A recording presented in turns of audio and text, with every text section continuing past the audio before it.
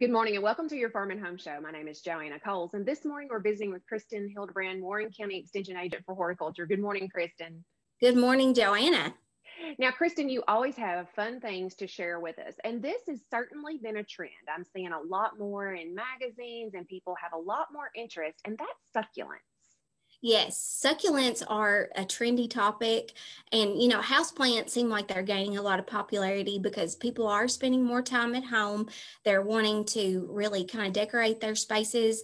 And houseplants really do have a lot of good benefits. They do filter the air for photosynthesis and they get rid of some of the harmful. So, as far as succulents go, they are really hot because they're really easy to care for. They really like arid type climates. So they don't really require as much water simply because they have a lot of water either in their stems, their leaves, and sometimes even their root system. So they really like it on the dry side. And that's why a lot of people like succulents so much because they don't require as much care. And then I really like the funness behind some of the succulents. There's a lot of different types of succulents that are out there, and they can be different colors. They can be kind of have more of a trailing growth habit, and then some of them are just simply, I feel like whenever you put them together, as far as combination type succulents, they can really complement one another really, really well. But it is a good conversation at piece, and it's very interesting, and you kind of can have some pride that you're taking care of that and keeping it alive.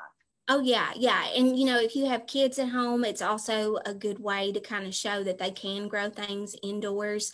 Now, some of the succulents are a little bit more hardy than others. Generally here in Kentucky, ours are going to be pretty sensitive. So that's why we're going to have them mostly indoors. But whenever it does get a little bit warmer for us here in Kentucky, you can probably take those outside, and they can also beautify decks and patios and things of that nature. But it's a lot of fun for kids because there's a different texture there. It's got a fleshy type leaf or stem to it, and it's a lot different from some of our other plants. So it's a teaching moment for them. But there is a lot of ways that you can use succulents in the home. I do kind of want to talk about some of the care that's needed for succulents in order for them to do very well. Again, there's a lot of water in that stem and leaf, so you don't have to water it as much. So really what's essential for succulents is the drainage part.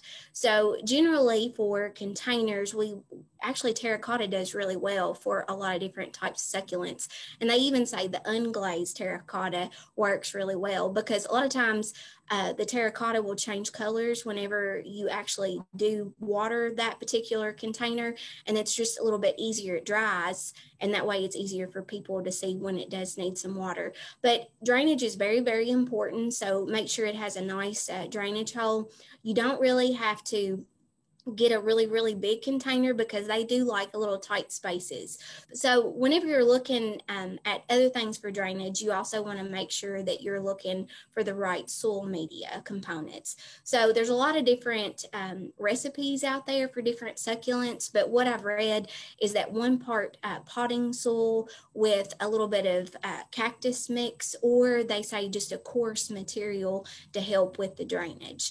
And there's a lot of different ones that are specialized that people can buy, so you can actually experiment with those a little bit more, but it does have some kind of gritty material to it, a lot of those soil media components. So make sure that you do have that available. And then water, we talk about water a lot, that it's the #1 houseplant killer. So really feel around the top couple of inches. If it feels dry to the touch, you can water, but with these, really in the wintertime, you don't have to water them for several weeks. And then whenever things in the spring and the summer really starts actively growing again, because we've got more light, then you can water them a little bit more than a couple of weeks.